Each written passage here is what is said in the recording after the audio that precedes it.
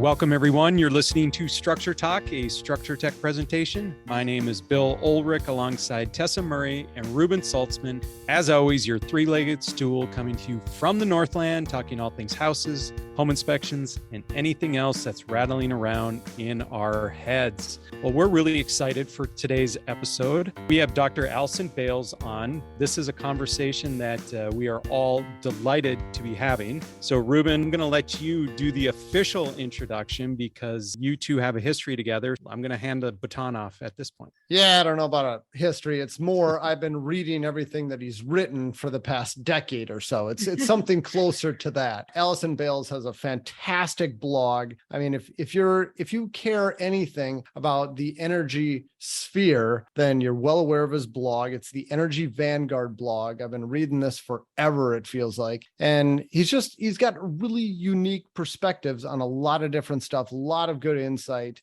And the only way I know him is that we had we didn't have to. We had the honor of hiring him to come out and do a training session here in Minnesota for our local home inspector group, the American Society of Home Inspectors, our local chapter. He did some teaching for us many years ago, pre-COVID. We were having a conversation on the podcast not long ago, and we talked about one of the articles that Dr. Bales had written talking about return ducts and supply ducts and how you don't really need returns in every single room. And when we started chatting about this, I thought, who better to talk about this than, I keep saying Dr. Bales. Is that too formal for you? You can call me Allison. Allison's fine.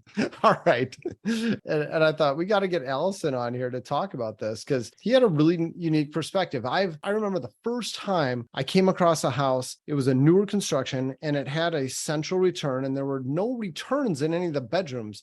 And I just kind of scratched my head and went, I don't think this is right. I don't think this is going to cool the upper level right. And I ended up calling up the building official before I made a stink about this. And I said, how could this be? Is this actually allowable? Because I've gone through my code book and I don't see anything that actually says you need a return in a bedroom, but it's just never done this way and it feels wrong. And he said, yeah, it's not the best way to do it. It doesn't work all that well, but it does meet code. So that's always kind of been my take on it. But then, Allison, you had a great article saying you actually prefer having a central return. So I'm wondering if you can just kind of take us through that whole thing. Explain to the listeners what I'm trying to muddle through. Sure. The issue is your heating and air conditioning system, your forced air heating and air conditioning system moves air through the equipment that heats it or cools it. And sometimes it doesn't heat it or cool it. If you've got fan in the on position and it's just moving air, it's still pumping air through the supply ducts. So sending air out through the supply ducts and it comes out into all the rooms where you have a vent.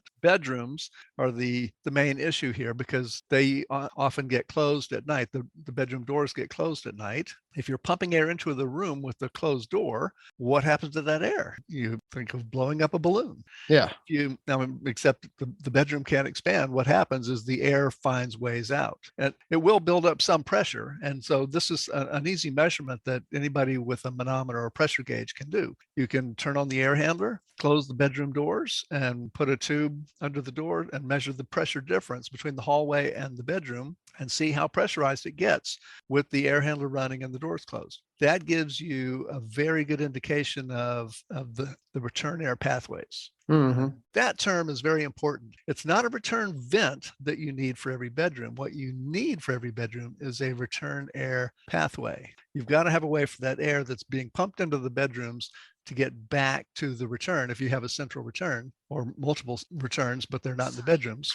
What you said. Oh, shut up, Siri. I didn't ask you anything again. Second time she's done that to me. Maybe I'll just take my watch off and put it in the drawer. You're being watched and you probably don't even know it. Okay, so the air gets pumped into the bedrooms. It needs to find a pathway back to the return or returns. As I was just saying, there could be multiple returns. We do HVAC design for homes all over North America, and sometimes we have multiple central returns because we'll get into this in a little bit. But one reason we like the central returns is because we like to put the filter in a filter grill at the return, and we can talk about that later. But but you've got to have a return air pathway. That return air pathway could be a dedicated return. This is what happens in a lot of homes. And I've heard contractors say that, builders and contractors and others say that, oh, I wouldn't want a house, or I wouldn't want to build a house that didn't have a return in every bedroom, because that makes it look cheap. It's not a high quality house if it doesn't have a return in every bedroom. Well, that's not the case, because you can have a return in every bedroom that has more problems than having a well-designed house without returns in the bedrooms, but have return air pathways for every bedroom. Because here's the issue with having a return vent in every bedroom. You've got to have a duct going to all those return vents. Where are those ducts? Now, you guys are in Minnesota, and so up there, you probably don't put ducts in the attic. Have you seen ever any ducts in the attic? It happens, but Yeah. it's not the standard. Right. I hear that from people in the north all the time. Even Canada, sometimes they say, every once in a while they'll see a system in an attic, but it's not usual there. Here in the South, it's common to put ducts in the attic. Mm-hmm. And an example that would be appropriate for people in cold climates is maybe the ducts are going through an unconditioned basement. In wintertime, that basement gets a lot colder than the house. And the more duct area you have, the more heat loss you're going to have in the wintertime, or heat gain in the summertime when you're air conditioning. The more duct area, the more duct you have, the more duct sealing you have to do, or the more duct leakage you might have. Having a return in every bedroom has some drawbacks. So putting a central return and then having a return air pathway reduces the duct area. And that often helps with airflow too, because one of the biggest problems with getting the right airflow in duct systems is the static pressure is too high. There's too much resistance in the duct system. And a lot of that happens on the return side because they don't have enough return area. And if they're running a small duct to each bedroom and putting a small vent in there, you may not have enough return duct area, for pulling in enough air. So that's where a lot of the resistance comes from. Instead of doing that, you make a return air pathway. And there's different ways you can do that. The traditional way is the door undercut. Mm-hmm. And that can work fine as long as the airflow is low enough. In a house where you're pumping a lot of air into the bedrooms, if it's an oversized system, which is common, or if it's an old house that needs a lot of air pumped into the bedrooms, the undercut might have to go halfway up to the doorknob to get enough return air pathway. But typically an inch might do it. And also, it's not just the return air pathway is not just under the door, because interior doors don't have weather stripping, and there's leakage around the sides and the top as well. So that adds up. And John Simmelhack, contractor and really smart guy in Virginia, has done measurements of this, and so they can go up to about, I think, 75 CFM of air, supply air into a bedroom, and use the door undercut and leakage around the return air pathway around the sides and top of the door. Allison, can we back up just a second? And, sure. You're absolutely a pioneer in this field, right? I don't know about a pioneer. Oh, come on. A lot of people have been doing this before me. I am a good publicizer of what other people have done. Well, okay. So how did you get so interested in building science and HVAC, layouts and all this other kind of,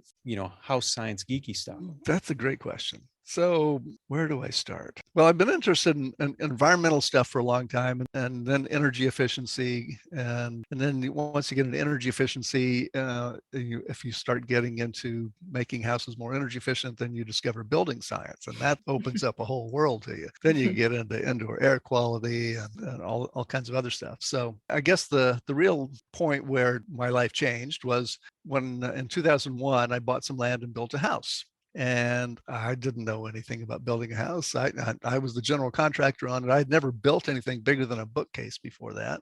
So it was quite an adventure, maybe a foolhardy adventure, but I learned a lot and lived in the house for 3 years. And we won't talk about why I left the house because of the divorce and how that affected me. But sorry, don't mean to laugh, but I feel your pain. Yeah. So that's how I got into building science, by building the house. I spent 2 years building it. I didn't know much about building science. I mean, I took a class at South Face in Atlanta, 3-day home building class, and learned some of the basics there, and then built the house and learned more. I didn't know how to do manual J then or anything. But I knew that I needed a manual J when I built the house. So I hired a contractor and told him I want a manual J, and he did a manual J. He said, it was a 2,000 square foot house on top of a 1,000 square foot basement inside the building enclosure, not finished, but still inside the conditioned space. So about 3,000 square foot total. He came up with 3 tons. That's pretty good. That's definitely not rule of thumb sizing for air conditioning in the South. That would be 6 tons for that house because they typically use about 500 square feet per ton. Well, later I learned how to do manual J's myself, and I repeated the manual J and did it correctly, and I came up with 1.5 tons. Even though he was half the size of what a rule of thumb contractor would have put in, he was twice as big as I would have put in if I had known then what I know now. What exactly is a manual J? Good question. Manual J, it sounds kind of abstract. It's a protocol and it's a manual. It is actually a book that describes all the details of the protocol for doing a calculation to find the heating and cooling loads on a house. So how much heating the house needs in winter at the design conditions, how much cooling the house needs in summer at the design conditions. And then you use the results of the load calculation to pick your equipment, size your equipment properly to meet the loads. And all HVAC contractors use this manual J when they're installing systems in houses, right? Right. No, they don't. And there are a lot of contractors that know how to use it. And running an HVAC, and I'm not going to throw all the HVAC industry under the bus here. It's difficult sometimes because you're competing against a lot of low bid guys. And well, yeah, they don't all use manual J. They do go with the rules of thumb. There is actually, for existing homes, there's a better way to come up with the sizing that you need. I just talking about how infrequently people actually do calculations. I recently had my furnace and AC replaced, and I had, I think, 6 or 7 different contractors come out to give me bids, and one of all of them did any type of measurements of the house. I mean, she went around, she measured all the windows, did all the stuff to do a calculation to figure out exactly what I needed. All the rest of them said, so what size you got now? Does that seem to be working for you? Okay, well, that's what we'll stick with. That's as far as anybody else went as far as trying to calculate the right size for me. Yeah. Well, and so you were lucky if they stuck with the same size, because sometimes they will put in a bigger system. Oh, that happens. Brian Orr at HVAC school, you probably know who that is. No? no. Oh, you go online, look up HVAC school, Brian Orr. He's in Florida, so opposite climate of you guys, but he's got a whole lot going on, and he's got people from all over, a lot of different climates working with him. So I recently saw an article of his about a case in Florida that the house had serious problems.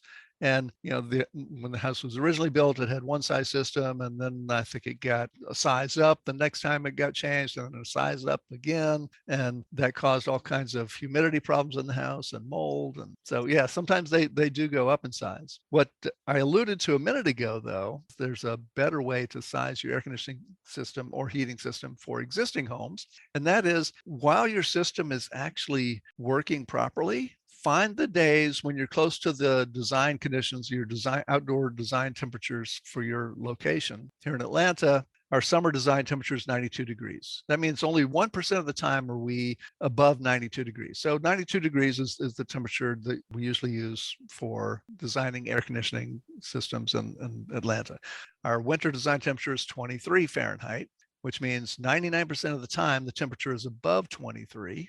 And so we design heating systems for that temperature. So you find those days, when it's 92 in the summer or 23 in winter here, and then where you are, you're minus 10, I think, or I thought it was like minus 20, but it may have changed. I just Googled this, and I don't know if this is correct, but it says minus 15 for Minneapolis, St. Paul. Yeah, that sounds right. After I said minus 10, I just remembered Gary Nelson in Minneapolis. I visited him when I was up there with you guys. And he told me that the design temperature there is minus 15. He heats his house with a 1.5 ton heat pump. and it got down to minus 28 and the heat pump did fine. Yeah, that's Wow. impressive. That's Yeah. really impressive. So yeah, so the best way to size a system for an existing home is to find out how much runtime you get with the system that you have on your design day in winter, your design day in summer. And I did this with the condo I used to live in. And on design days, I was getting like 30 minutes of runtime on my air conditioner, 30 minutes out of an hour. So that means it was probably about twice as big as it needed to be. I had a 2-ton system. I could have put a 1-ton system in, except conventional systems don't come in 1-ton size. Or I could have got a 2-stage 2-ton system, which goes down to 1 ton. But if you look for those days when you're close to your outdoor design temperature and time how much your system runs, that'll get you ready for the replacement. So you can probably go down in size a little bit. Now, oversizing furnaces is not as big a deal as oversizing air conditioners, especially in humid climates. Oversizing air conditioners is not a good thing because of humidity. When you oversize the air conditioner, the air doesn't pass over the coil enough to dehumidify properly. You end up with too high humidity. And let me back up a minute. I said oversized furnaces are not as big a deal as oversized air conditioners. That doesn't mean they're not a big deal, because anytime any system that's oversized is going to short cycle. It's going to go on and off more frequently. And that can lead to comfort problems, because you get these blasts of hot air, these blasts of cold air, and then it goes off. And depending on how bad the building enclosure is and how hot or cold the day is, you're going to cycle between these feelings of comfort and discomfort. So just to clarify and make sure I'm understanding right, a furnace that would be properly sized, Allison, if it's minus 15 here in Minneapolis, that furnace would run most of the hour to keep up with the thermostat, keep it satisfied, and keep the house warm. If the furnace only ran for 30 minutes out of an hour when it was minus 15 outside, then that furnace would be oversized. It's pumping in more heat than the house needs. Is that what you're saying? Yeah, with furnaces, you want to have some buffer, because you are going to have the minus 28 days there. Yeah. In Minneapolis. So I wouldn't size it right on the nose there. Although Manual S, the Air Conditioning Contractors of America protocol for sizing equipment, says you can size it at 100% of the load. But the load that you calculate with Manual J has some oversizing built into it. Well, I've been saying 10 to 20%, but John Proctor in California recently told me that they've done some stuff and found that it was more like, forgetting the number, but it was a lot more than what I've been saying. Okay, so maybe your furnace would run 40 to 50 minutes out of an hour, and that would be on the design day. Yeah. Then you'd have buffer. Yeah. Also, there's thermal lag built into your building enclosure. So, the issue with you guys in a really cold place is when you have like a week or 2 weeks of really cold temperature where you're like minus 20 to minus 30 for a week or two. And I think you have that kind of weather sometimes. We do. I don't know why you live there, but Yeah, we don't either. That's a normal week in International Falls. Yeah, I'll take Atlanta. Yeah, no doubt. A couple thoughts. One is that something else we always tell our clients about is just the wear and tear you have on your appliance, because it's not the running that causes the wear and tear. It's the warming up and cooling down, the expansion and contraction of that metal constantly. And that's what leads to a failed heat exchanger on your furnace and lots of other problems. Well, however, to your point, how it's not as big of a deal on a furnace, so many of the furnaces being installed today are either dual stage or triple stage or multi-stage, where when it first turns on, it's not running at 100% capacity. It'll kind of ramp up. It'll run at a lower BTU for, I think it's like 15 minutes typically. And if it hasn't satisfied the thermostat in those first 15 minutes, then it'll kick up to the highest gear. And so because of that, I've had HVAC contractors tell me it's not as big of a deal to oversize it as it used to be on a single stage furnace. What do you think about that, Allison? Absolutely, I agree with that. I'm a big fan of variable capacity and multi-stage equipment. Most of our designs are for variable capacity equipment, mini splits, ducted and ductless. And that's what I've got in my house. That's what we've got in our office. They work really well. And recently installed an Emporia View electricity monitor in my house. And it's really interesting to watch the the power ramp up through the day and then come back down. And I mean, it really works. The system runs almost continuously. At summertime, at nighttime, it goes down to its lowest setting, which is basically just the blower. The compressor's off most of the night, and then it'll come back up as it heats up in the next day. So Allison, I had a quick question for you about heating in really hot climates. You wrote in a blog recently, what is it called? 10 building science lies to watch out for. And point number 2 was that all homes in the South spend more on air conditioning than on heating, which is actually false. And it kind of blows my mind. You think that in a climate like yours down in Atlanta, that you'd be spending a lot more money on cooling your house, electricity, all that, but that's not actually true. Can you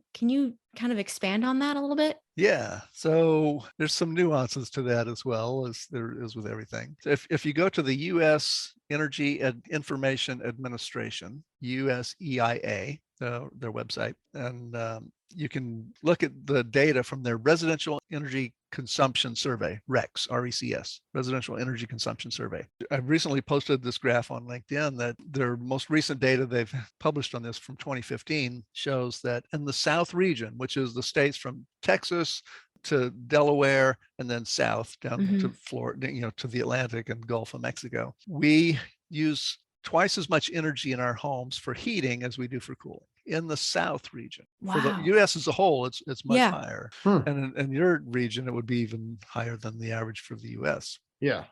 Why is that? Is that because these houses don't have very much insulation in them compared to cold climates, and so it takes more to heat them, or that they don't have like central heating systems that are efficient, and so you've got all these different space heaters and everything trying to heat spaces? What's the deal? There's several factors to that. So one of the biggest ones is that there's a lot of heating done here in the South with gas. So you're burning a fuel directly inside the house. And with new equipment, the efficiency for that starts at 80%. So you're getting 80% of the energy into the house, but you're burning that fuel right there on site.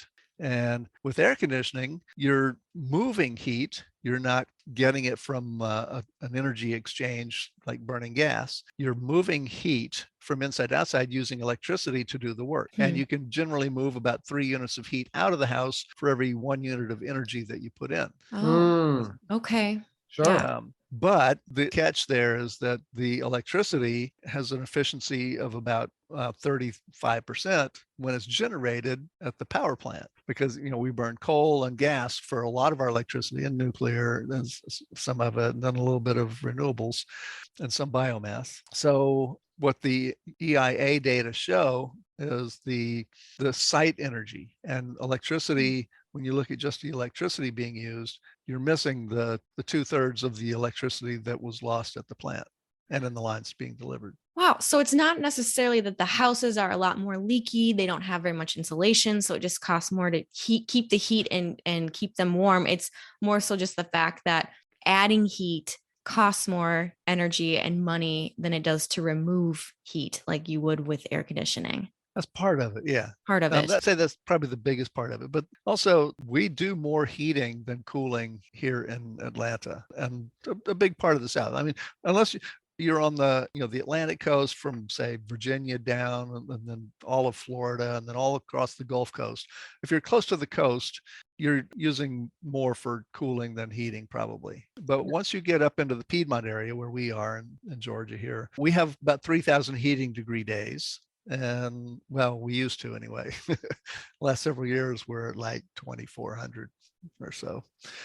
We do a significant amount of heating, and our heating season lasts, we start heating sometime in November, usually, maybe October, and then we still do a little bit of heating in April. Our cooling season here is maybe May through September, sometimes into October a little bit. And May and September aren't that much heating often. Well, April and September certainly aren't much heating.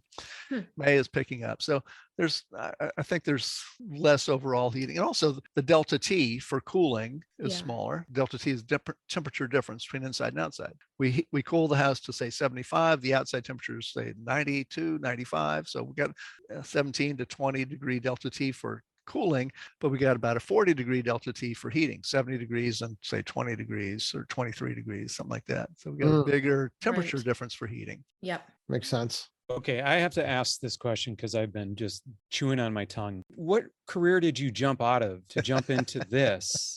And I mean, clearly you were fascinated by it because you win 150% at it. So give me some sense of Allison pre 2001, and then, Well, okay. because I grew can up read in, all about him post 2000. Sure. I grew up in Cajun country. My mom moved us down there when I was 10 years old. And then I lived in Florida for 9 years. So I was an alligator hunter. No And, way. yeah, that naturally led me into building science. Of course. Well, that's where I found a love for building for houses as well. Was down in actually in the bayous of Louisiana. Which part of Louisiana are you from? Chauvin, Little Caillou. Wow. You know where that is? You know where Cocodrie is? Yeah. You do? Oh, yeah. Yeah. So Chauvin is on Highway 56. Yeah. It's a few miles north of Cocodrie. Okay. I Cocodrie, was for those of you who don't know, is the end of the road in South Louisiana. It's far a as you can place that- go. yeah. And people know it because it's a place that a lot of people go to go out and go fishing. Yeah. I was living in Thibodeau for Oh, a yeah. year. Wow. I don't hear a Cajun accent at all, Allison. Well, I'm from Texas, and I got teased out of my Texas accent when I was 10 years old, 11 years old. And I don't think I ever picked up a Cajun accent. Bummer. It's a great sounding accent. Yeah. Okay, I have a second question. Well, I should back up. I never was an alligator hunter. Oh. was made up. I like it. I like that story. Okay, so how many systems in this country are oversized? If you had to place a percentage on them, on the percentage, whiteboard. not a number. I was going to say it's probably 51,275,000, I think. That was my guess. Yeah. Wow. What percentage are oversized? Probably 80%, 70%. Holy cow. Yeah, lots Yeah. of them. It feels like it's not laziness, but I don't know what other basket to put it in. It feels like when companies started scaling and buildings had to be scaled and built quickly, did we lose some of our sense of the details in that process? Yeah, I mean, there's a whole lot to it. If you're not going to do a real load calculation, it's safer in the mind of the contractor. Well, I mean, it's definitely safer to put in something that is going to be too big than to put in something too small. If you put in something too small, you're going to get the call back saying, hey, this isn't cooling the house. This isn't heating the house. And I mean, in a place like Minnesota, that could be a life-threatening situation if it can't heat the house. So it's easier to go that route. And so I think that's the main reason for it is they're not doing load calculations, so they're oversizing. Allison, you were talking about run times and recording run times and figuring out if your equipment is sized properly. What does that look like? Is it a person like me sitting on a stool in front of my furnace with a stopwatch, waiting for it to turn on and off and spend an hour down there with a book or a podcast? Or do you have other fancy tools and equipment that will measure this? And, even with these multi-stage units, are you measuring, ramp up time and peak time and all of that and calculating it? Or is it just more straightforward? Yes. So you can do it sitting there on a stool with a stopwatch. If you live in a place like the condo I used to live in, that's not hard. You just sit in the living room, and every time the system comes on, I used to have to turn up the TV if I was watching TV anyway. So just start the timer. That's one way to do it. But a better way is to use data loggers. If you use these data loggers, you can get, then this is not the one you would use, but it looks something like this. This is from Onset. It's the Hobo data logger, and they have one called a motor run timer. When I did this with my air conditioning system at the condo, they have little magnets on the back, and it detects the a motor nearby because the motors use magnetic fields, and every time that magnetic field kicks on or goes off, it causes the data logger to start recording.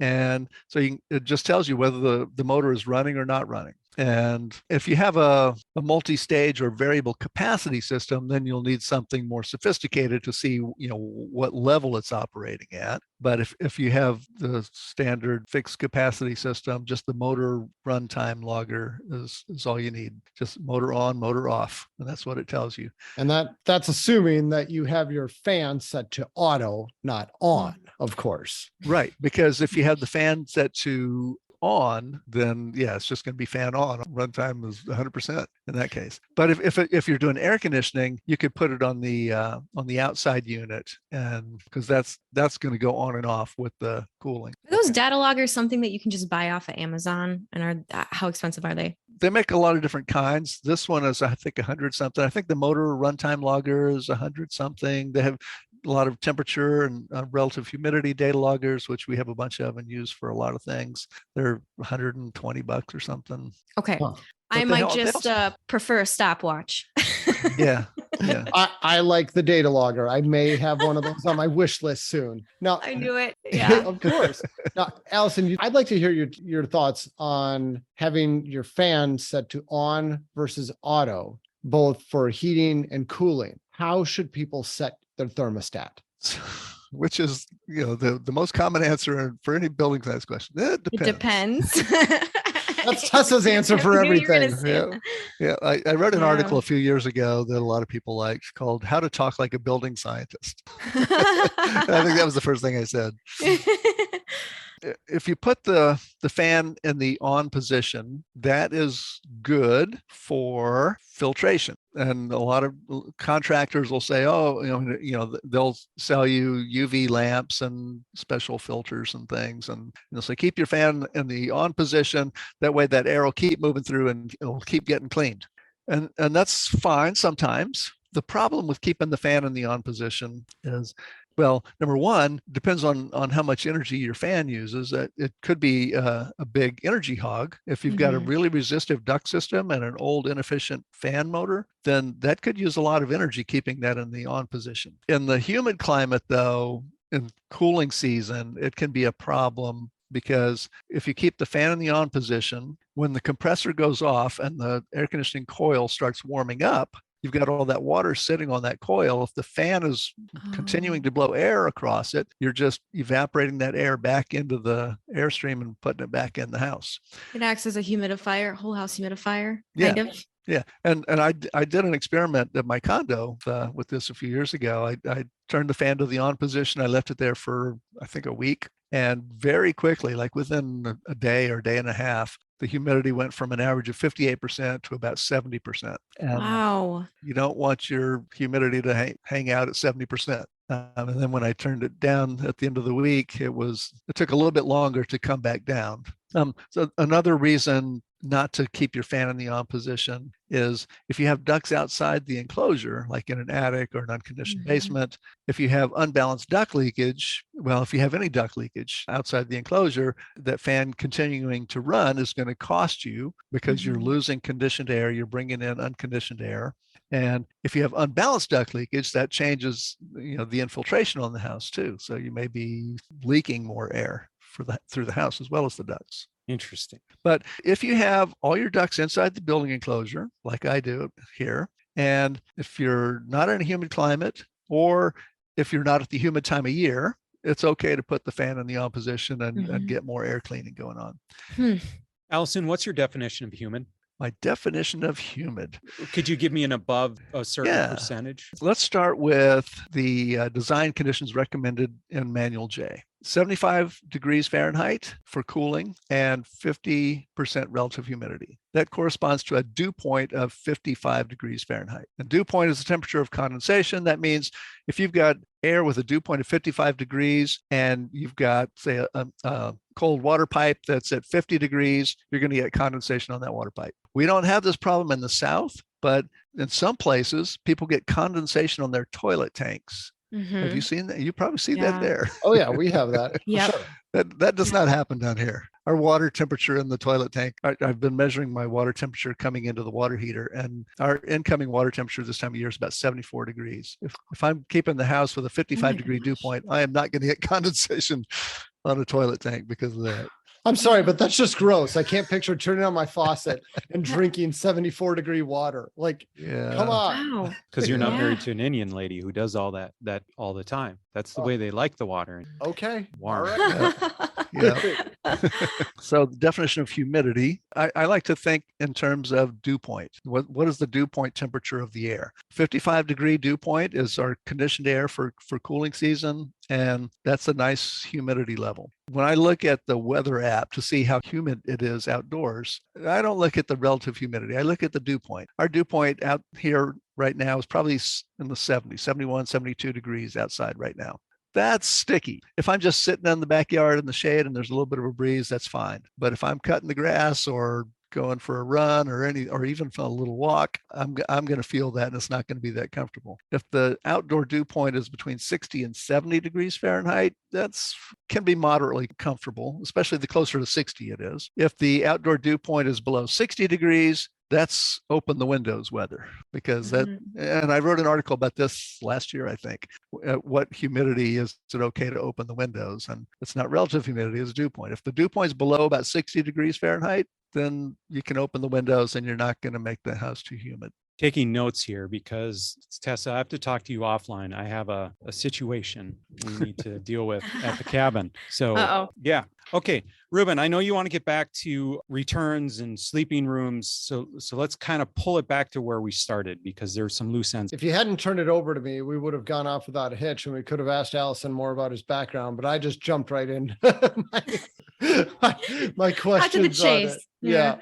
You were telling us about different ways to do this towards the beginning of the show, Allison, and we kind of left it on how you would set these systems up and why they're better. And we didn't quite finish that discussion about all the pros and cons. About the pros and cons, or about the different methods? Both. Okay. Because I remember we started going down the path of return air pathways and how can you do it. And I talked about door undercuts, but I didn't talk about ways other than door undercuts. And there are better ways than door undercuts. If you've got just a little bit of air going to a room, and in high performance homes with low loads, you may have only 50 CFM, cubic feet per minute, of air going into a room, and then the door undercut is usually fine for that. But a lot of times you'll need more than that. And so there are things called transfer grills or jumper ducts. And a transfer grill can go into a door. In my condo, I installed transfer grills that go in the bottom of the door. I cut the bottom of the door out and I just screwed these things on. It took like 10 minutes to install them.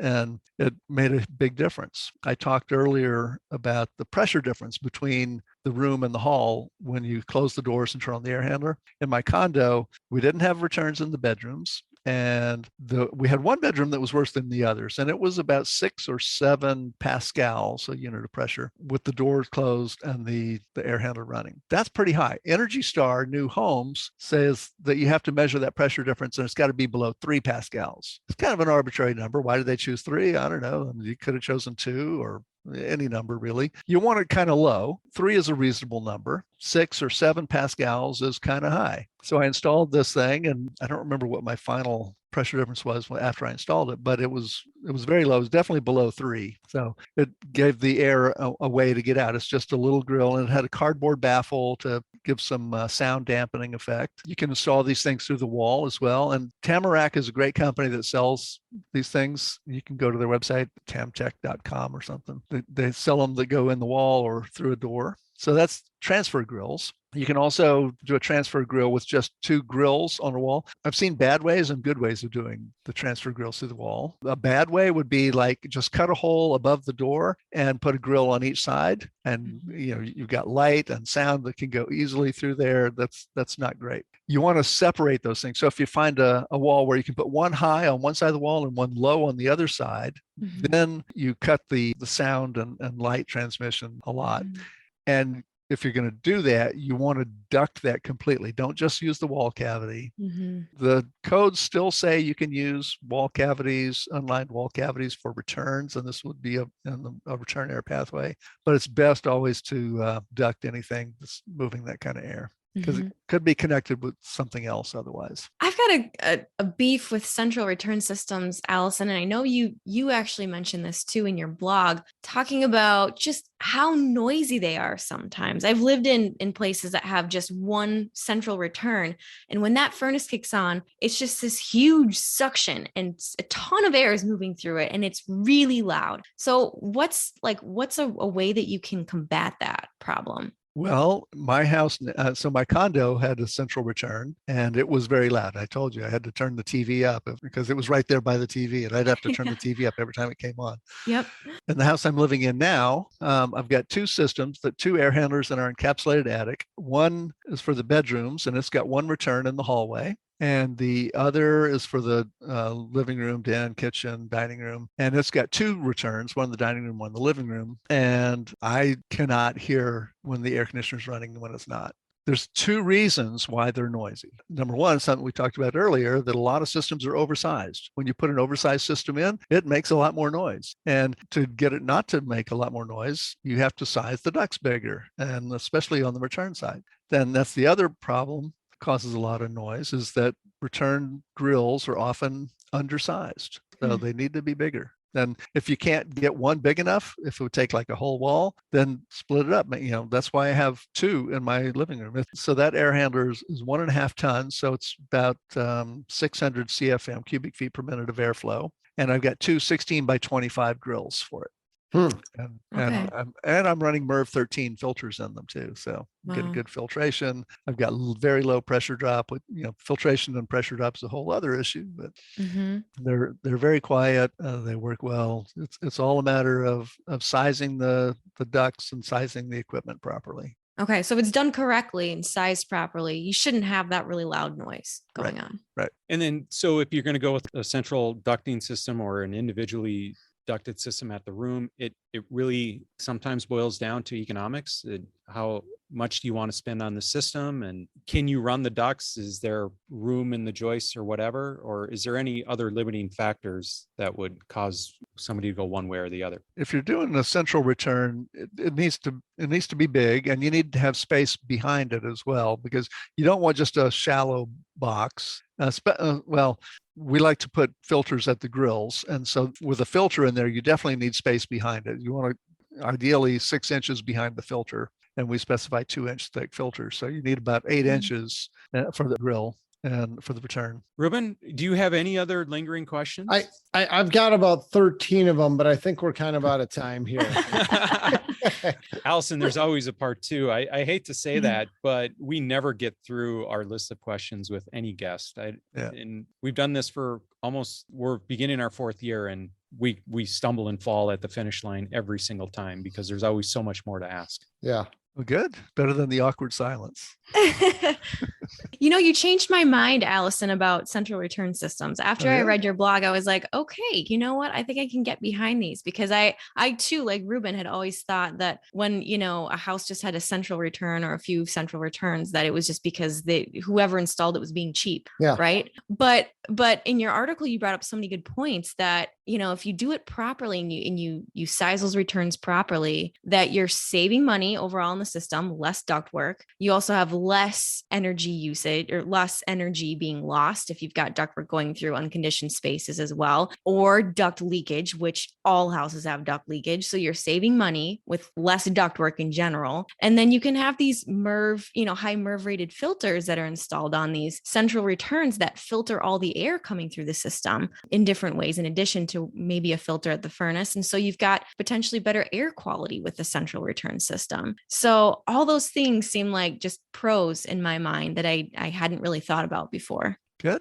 Yeah. Changed my mind too. All right. Good. That's how you do it, Allison. Just one building geek and another inspector at a time. You can change a lot of minds. Personally, I'm really excited to have been able to have this conversation with you. I've never personally met you, but I have read your blog a lot. It's great stuff. Even if you're not a house nerd, it's really good for understanding how to set your house up to succeed. So thank you for all the work you've done, and thank you for your time. It's been fun. Where should everybody go to get the best information? Well, the Energy Vanguard website is at energyvanguard.com, and there's a lot of other good websites too, but you can find those. I've got links to those in my blog. So, and also I have a book coming out in October, I'm hoping. I just got good news from the publisher this week. She got quotes from 2 printers. One earlier, she had told me that all the printers were saying 15 weeks to print from the time they get it. One of them now is saying 9 or 10 weeks. So yay.